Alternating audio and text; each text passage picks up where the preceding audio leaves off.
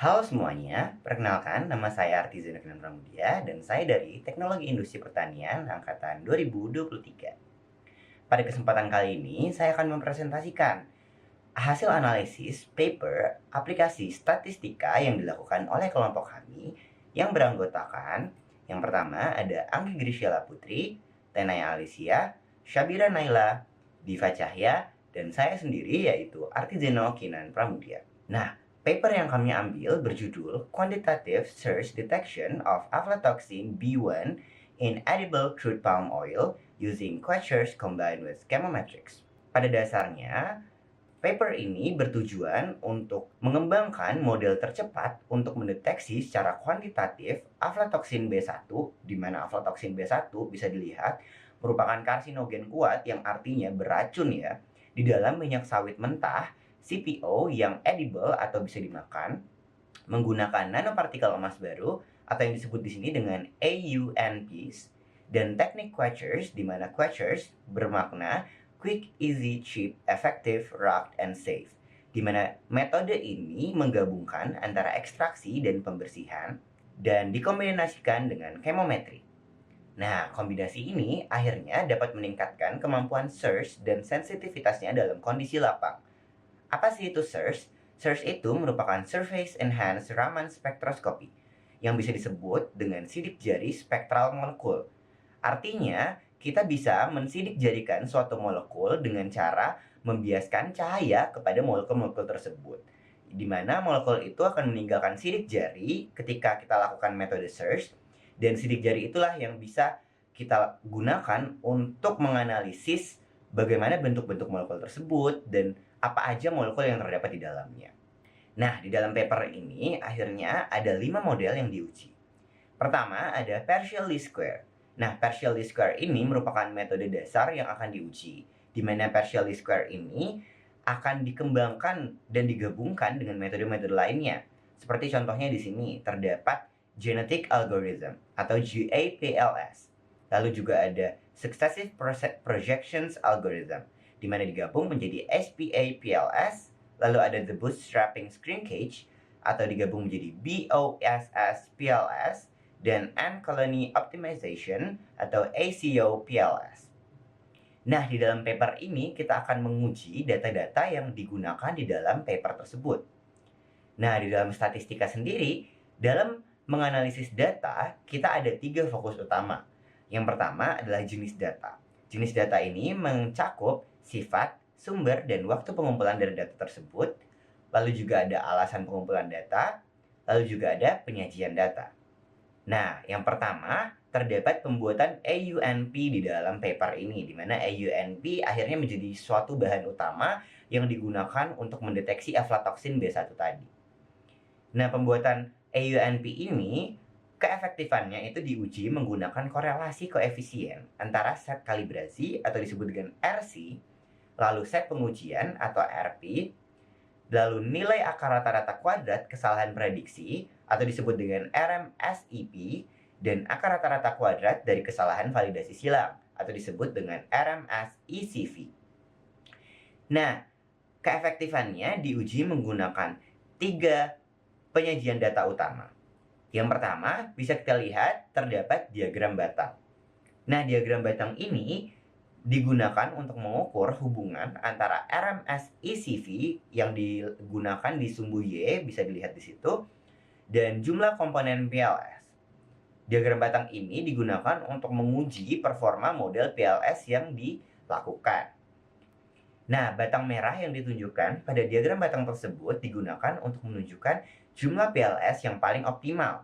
Kenapa begitu? Karena batang merah tersebut menunjukkan jumlah PLS dengan jumlah RMSECV yang paling sedikit, di mana kita tahu sendiri RMSECV merupakan akar rata-rata kesalahan validasi silang, yang berarti jumlah PLS berjumlah 4 tersebut, akar rata-rata kesalahan validasi silangnya paling sedikit. Lalu terdapat juga scatter plot, di mana scatter plot ini di garis diagonal Y sama dengan X-nya itu mewakili prediksi sempurna. Nah, di scatter plot ini akhirnya bisa dilihat nih, seberapa dekat titik-titik dengan garis diagonal tersebut. Di mana semakin dekat berarti datanya semakin akurat. Dalam scatter plot ini juga didapatkan nilai-nilai RP, RC, RMS ECV, dan RMS EP. Di mana bisa kita lihat nilai RP dan RC-nya mendekati satu sama lain, yaitu berjumlah 0,9614 untuk RC dan 0,9678 untuk RP. Dan bisa kita lihat juga RMS ECV dan RMS EP-nya cukup kecil nih dan mendekati satu sama lain juga, yang berjumlah 0,477 untuk RMS ECV-nya dan 0,432 untuk nilai RMS EP-nya. Lalu kita lanjut ke data terakhir, yaitu data histogram. Nah, histogram ini digunakan untuk apa? Digunakan untuk mengidentifikasi variabel yang sering dipilih dan yang berpengaruh pada model.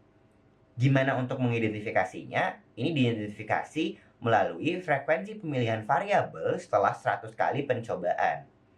Nah, X di sini bisa kita simbolkan sebagai variabelnya, dan Y bisa kita simbolkan sebagai frekuensi pemilihannya.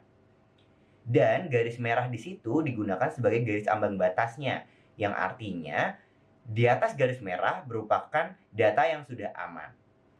Dalam 3 penyajian data barusan, jenis data yang digunakan berupa primer untuk sumbernya karena data-data tersebut didapatkan dari eksperimen yang dilakukan oleh peneliti. Lalu sifatnya berupa kuantitatif kontinu, di mana data-data tersebut tidak dapat dipastikan angka pastinya atau angkanya bukan berupa angka diskrit. Lalu kita lanjut ke data selanjutnya. Nah, data selanjutnya ini disajikan untuk menganalisis apakah nanopartikel yang baru saja kita sintesis, yaitu AUNP, itu memiliki ukuran, bentuk, dan struktur yang kita inginkan nih. Jenis data yang didapatkan bersumber primer dan bersifat kuantitatif kontinu, karena angka-angkanya juga tidak dapat dipastikan secara diskrit. Lalu, waktu pengumpulannya berupa cross-section, di mana data-data ini dikumpulkan dalam satu waktu yang sama, sehingga disajikan dalam satu rentang waktu yang sama.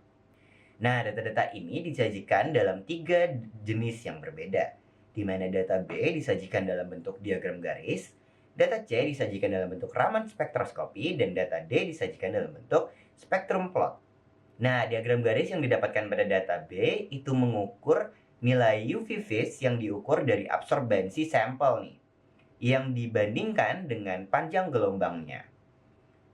Lalu, Raman spektroskopi yang berada pada data C pada dasarnya mengukur keterkaitan antara ikatan kimia yang didapatkan oleh molekul tersebut atau molekul IUNP yang kita ukur di sini, dan intensitasnya terhadap cahaya yang dipantulkan terhadapnya. Itulah yang disebut dengan Raman spektroskopi. Lalu juga ada spektrum plot pada data D, di mana spektrum plot ini akhirnya memplotkan Raman shift tersebut terhadap surge intensity. Oke, selanjutnya terdapat 3 data lagi, di mana data-data ini jenisnya masih sama nih, bersumber primer, bersifat kuantitatif kontinu, dan waktu pengumpulannya cross-section. Penyajian datanya terdapat 3 penyajian data yang berbeda, yaitu yang pertama ada spektrum plot, ada diagram batang, dan ada scatter plot. Nah, kenapa data-data ini dikumpulkan? Data-data ini dikumpulkan untuk mengukur jumlah komponen PLS yang optimal yang bisa kita dapatkan dari diagram batang tersebut, dan keakuratan surge atau Surface Enhanced Raman Spectroscopy setelah dan sebelum diterapkan Standard Normal Variate atau disebut dengan SNV. Di mana bisa dilihat, data yang atas merupakan surge sebelum diterapkan SNV, dan data yang di bawah merupakan surge setelah diterapkan SNV.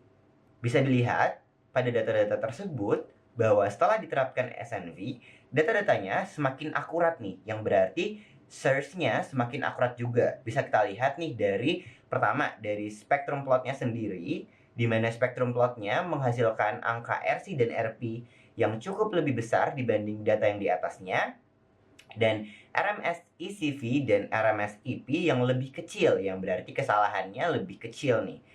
Titik-titiknya juga bisa kita lihat nih, di mana titik-titik di data yang di atas lebih jauh dari garis diagonalnya dibanding titik-titik yang di bawah.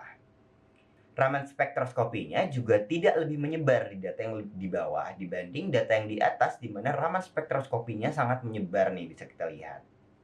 Nah, lalu kita lanjut ke data selanjutnya, di mana jenis datanya masih sama, bersumber primer, sifat kuantitatif kontinu, dan waktu pengumpulannya bersifat cross-section. Penyajian datanya terdapat 3 penyajian data yang berbeda, di mana di data A terdapat histogram dan diagram batang, lalu di data B dan D terdapat scatter plot, dan di data C terdapat diagram batang kembali. Nah, kenapa data-data ini dikumpulkan? Alasannya adalah untuk membandingkan keoptimalan jumlah PLS dan keakuratan prediksi model ACO PLS dibandingkan dengan BOSS PLS. Di mana bisa kita lihat data A dan B merepresentasikan model ACO PLS dan data C dan D merepresentasikan model BOSS PLS. Nah, bisa kita lihat dengan jelas ya di sini teman-teman, bahwa di data A dan B, yaitu ACO PLS, nilai keakuratannya itu jauh lebih rendah dibanding BOSS PLS. Pertama, dapat kita lihat dari scatter plotnya. Di scatter plotnya sendiri bisa kita lihat bahwa nilai RC dan RP pada ACO PLS itu lebih rendah dibanding BOSS PLS. Nilai dari RMS ECV di BOSS PLS juga lebih rendah nih dibanding ACO PLS, yang berarti nilai kesalahannya itu lebih rendah. Dapat kita lihat juga dari diagram batangnya bahwa jumlah PLS yang optimal di BOSS PLS itu lebih variatif dibanding ACO PLS. Dan RMS ECV-nya jauh lebih rendah nih dibanding ACO PLS. Dilihat dari jumlah PLS yang digunakan. Kita lanjut ke data berikutnya yang berupa data tabel. Nah, jenis data yang digunakan bersumber primer lagi dan sifatnya kuantitatif namun diskrit nih, karena angkanya berupa angka yang pasti dan bukan berupa angka yang kontinu nih teman-teman. Nah, kenapa data ini dikumpulkan? Data-data ini dikumpulkan untuk membandingkan keoptimalan algoritma atau model yang diuji dengan nilai rasio deviasi standar dan rendahnya RMS ECV, di mana rasio deviasi standar atau RPD itu kita lihat dari yang paling besar jumlahnya. Yaitu bisa kita lihat di sini yang paling besar jumlahnya terdapat pada model BOSS. Lalu juga kita lihat dari rendahnya nilai RMS ECV, yang berarti model tersebut nilai kesalahannya paling kecil nih, yang bisa kita dapatkan juga dari nilai BOSS. Yang berarti dari penyajian data ini dapat kita simpulkan nih bahwa nilai model yang berarti dari penyajian data ini dapat kita simpulkan nih bahwa model BOSS itu menghasilkan hasil yang paling optimal atau model yang paling optimal dalam memprediksi aflatoksin B1 karena nilai kesalahannya paling rendah dan nilai rasio deviasi standarnya paling tinggi di antara model-model lainnya. Yang berarti BOSS itu cocok untuk digabungkan dengan PLS dan juga cocok untuk kita gabungkan dengan metode Quechers yang tadi kita baru saja sebutkan. Kita lanjut ke data berikutnya, di mana terdapat penyajian data tabel lagi, di mana jenis-jenis datanya bersumber sekunder karena didapatkan dari studi-studi pustaka lain yang tidak berupa eksperimen langsung ya teman-teman. Lalu juga bersifat kuantitatif yang berangka kontinu karena berupa rentang nih angkanya. Nah, tabel ini digunakan untuk membandingkan nih metode sensor IUNP berbasis search yang kita lakukan pada penelitian ini dengan metode-metode lainnya dalam mendeteksi aflatoksin B1 di minyak kelapa sawit. Nah, perbandingannya itu kita lakukan dengan limit of detection, di mana limit of detection ini adalah suatu pengukuran seberapa rendahnya suatu metode dapat mengukur molekul-molekul yang ada di dalam suatu bahan nih teman-teman. Di mana kita bisa lihat dari tabel tersebut, search-based AONP sensor atau sensor AONP berbasis search yang dilakukan dalam penelitian ini mendapat nilai LOD terendah, yang artinya nilai metode ini dapat mengukur dengan limit of detection paling rendah atau paling sensitif dalam pengukuran molekul-molekul yang terdapat dalam suatu bahan, yang dimana di sini kita mendeteksi aflatoksin B1 di minyak kelapa sawit. Dari analisis yang sudah kita lakukan terhadap paper ini, dapat kita simpulkan bahwa paper ini menyajikan 6 jenis penyajian data.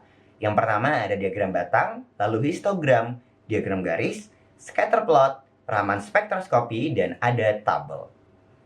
Kesimpulan penelitian ini yaitu penggunaan AUNP dikombinasikan dengan metode Quechers dan algoritma BOSS-PLS dinilai paling efektif dalam mendeteksi aflatoksin B1 di CPO atau minyak kelapa sawit dengan nilai RPD yang paling tinggi dan RMS-ECV atau nilai kesalahan yang paling rendah. Sekian analisis dari paper barusan. Semoga dari analisis paper barusan bisa menyadarkan kita seberapa penting penyajian data dalam statistika untuk dapat mengecek keakuratan data-data yang kita peroleh dan untuk dapat mengkompilasikan data-data yang kita peroleh dengan lebih efektif dan lebih efisien untuk dapat kita analisis selanjutnya.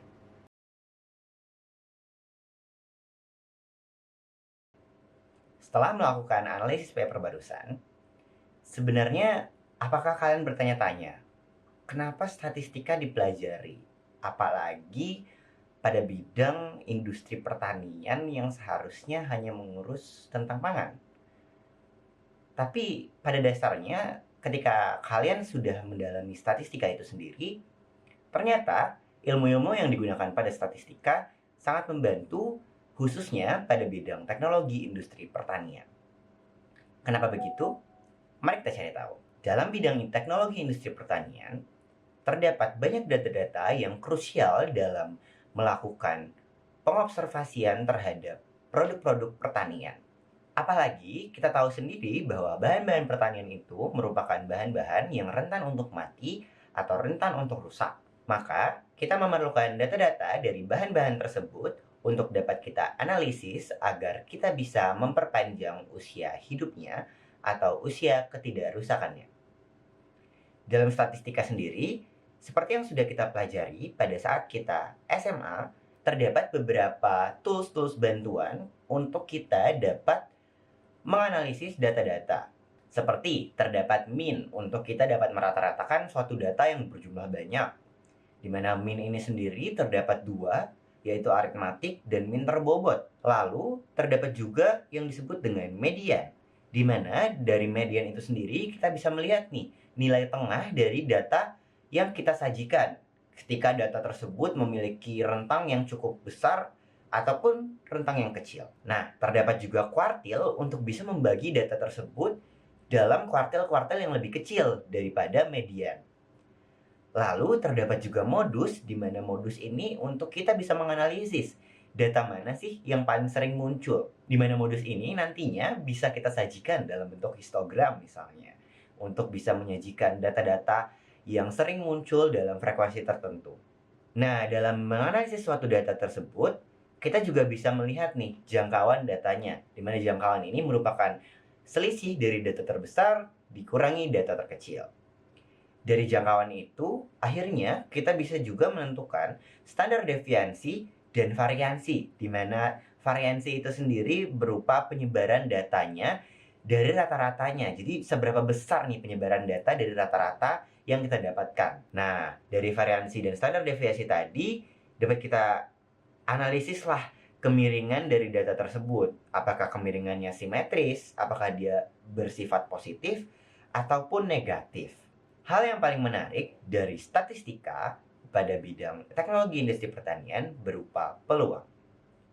Dalam peluang, ternyata semua kejadian yang bisa terjadi itu dapat kita angkakan atau dapat kita rasionalisasikan dalam bentuk peluang, di mana terdapat peluang suatu kejadian itu bisa terjadi ataupun peluang suatu kejadian itu tidak terjadi. Nah, di dalam peluang ini akhirnya kita bisa mengkotakkan nih apa aja hal-hal yang menjadi anggota dalam kejadian tersebut dan berapa banyak anggota di dalam suatu ruang sampel.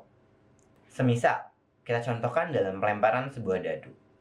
Misalnya kita ingin mendapatkan dadu yang berangka 2. Nah, dadu yang berangka 2 ini bisa kita sebut sebagai anggota dalam suatu ruang kejadian tersebut. Bagaimana dengan anggota ruang sampelnya? Anggota ruang sampelnya adalah berapa banyak anggota dalam sampel atau dadu tersebut, yang berarti 6 anggota. Nah, hal tersebut bisa dibagi, di mana anggota kejadian tadi yaitu 1, berarti kan dalam satu dadu kita bisa mendapatkan 1 angka 2, dibagi dengan anggota ruang sampelnya yaitu 6. Berarti peluangnya dapat kita dapatkan sebesar 1/6. Dalam peluang ini terdapat banyak sekali aturan-aturan yang bisa kita gunakan untuk mempermudah kita mempeluangkan suatu kejadian berdasarkan sifat dari kejadian itu sendiri. Seperti terdapat aturan perkalian di mana kita bisa menggabungkan peluang dua kejadian, baik itu independen di mana tidak saling terikat atau merupakan suatu kejadian yang saling bebas antara satu sama lain, ataupun dependent merupakan kejadian yang saling terikat nih, di mana kejadian A dan kejadian B terdapat hubungan yang signifikan antara sesamanya. Lalu juga ada seperti peluang bersyarat, di mana terjadinya kejadian A itu hanya bisa terjadi jika diketahui kejadian B telah terjadi. Nah, aturan-aturan tersebut pada dasarnya akan mempermudah kita untuk menyesuaikan sifat-sifat kejadian yang terjadi. Nah, ketika kita sudah memahami makna dari peluang dan bagaimana saja kita bisa mempeluangkan suatu kejadian, kita akan dikenalkan dengan yang namanya variabel random. Variabel random adalah suatu upaya kita memberikan harga angka kepada setiap elemen ruang sampel. Nah, variabel random ini terdapat dua jenis, yaitu variabel random discrete, di mana memiliki kemungkinan nilai yang berhingga banyaknya, berarti bisa kita ukur nih, berhingga banyaknya. Lalu juga ada terdapat variabel random continue, yang nilainya tidak berhingga banyaknya.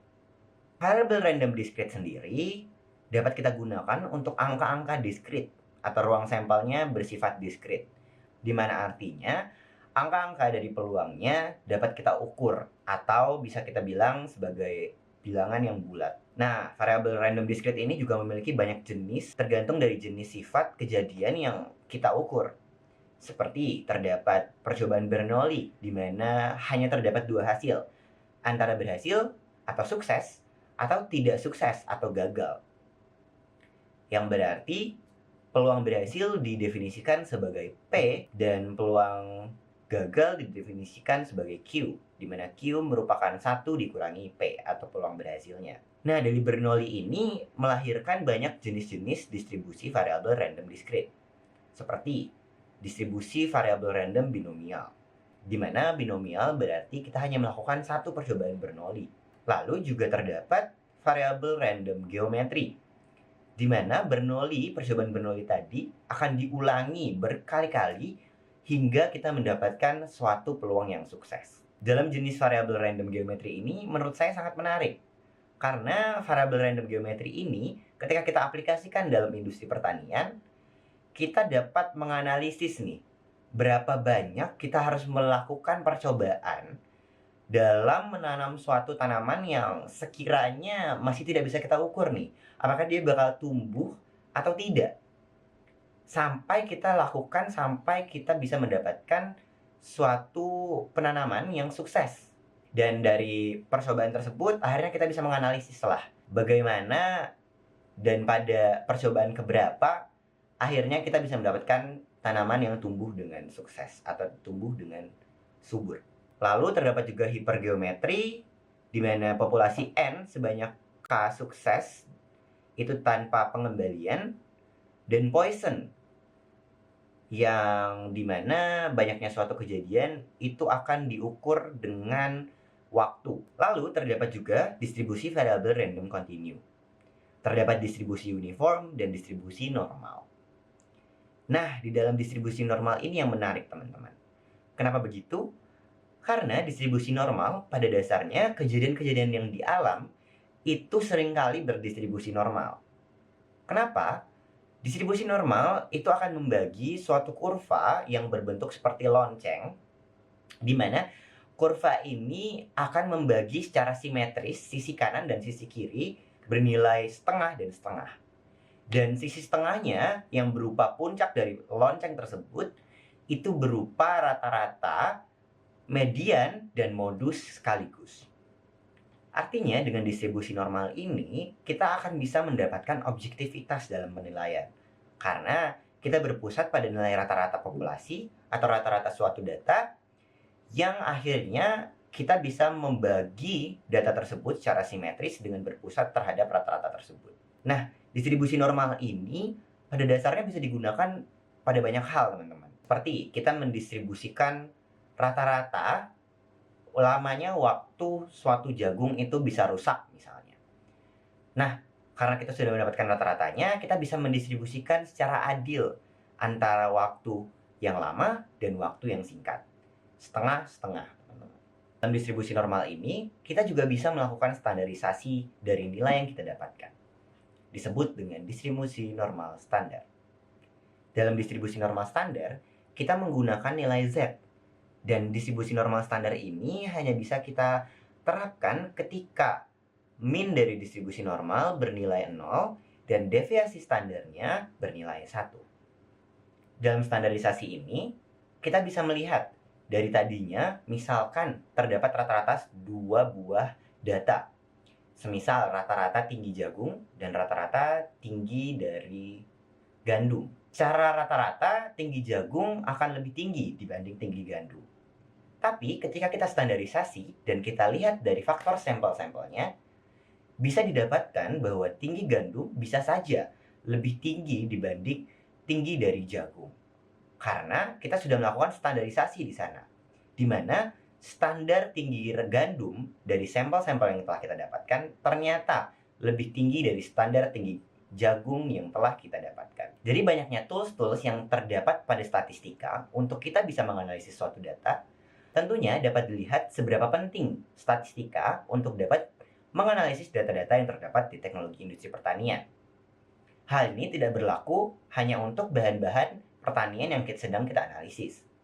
Karena ini merupakan suatu industri, kita juga bisa menganalisis pola industri pertanian tersebut, baik dari sumber daya manusianya, pemasarannya, ataupun dari teknologi-teknologi yang kita gunakan. Dari segala faktor-faktor yang mendukung industri pertanian, kita akhirnya bisa menganalisis data-data tersebut secara statistikal atau secara efektif, dan yang paling menarik adalah kita bisa menjadikan suatu kejadian yang tidak pasti hasil akhirnya menjadi suatu peluang yang bisa terukur secara angka, baik itu diskrit ataupun secara kontinu. Maka dari itu, statistika dinilai sangat penting untuk dapat diterapkan di teknologi industri pertanian, karena dengan statistika, kita bisa mengubah data-data yang tidak pasti di dalam teknologi industri pertanian menjadi suatu data yang bisa kita pastikan dan bisa kita ukur parameternya. Sekian dari saya, Artizen Pramudia. Mohon maaf jika ada salah-salah kata, dan sampai jumpa di kesempatan selanjutnya.